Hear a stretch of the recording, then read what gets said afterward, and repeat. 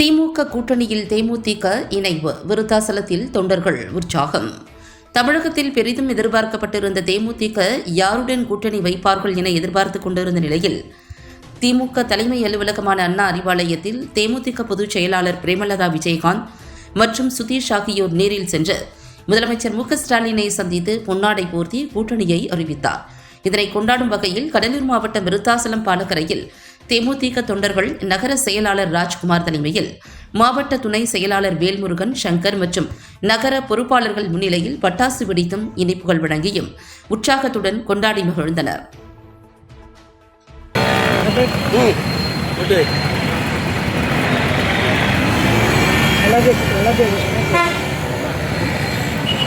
தேசிய முற்போக்கு திராவிட கழகத்தின் தலைவர் எங்கள் நெஞ்சமெல்லாம் நிறைந்திருக்கக்கூடிய புரட்சி கலைஞர் கேப்டன் அவர்களுடைய அருளாசியோடு கழகத்தினுடைய பொதுச் செயலாளர் புரட்சி அன்னியார் அவர்கள் 2026ஆம் ஆண்டு நடைபெற இருக்கின்ற சட்டமன்ற தேர்தலுக்கு திராவிட முன்னேற்ற கழகத்தினோடு கைகோர்த்து இந்த தேர்தலை சந்திக்க உள்ளோம் என்பதை இன்று காலை மகிழ்ச்சியோடு அண்ணா அறிவாலயம் சென்று இன்றைய முதல்வர் ஸ்டாலின் அவர்களை சந்தித்து எங்களுடைய நிர்வாகிகளுக்கும் தொண்டர்களுக்கும் இனிப்பான செய்தியை இன்று எங்களுக்கு அறிவித்திருக்கிறார்கள்.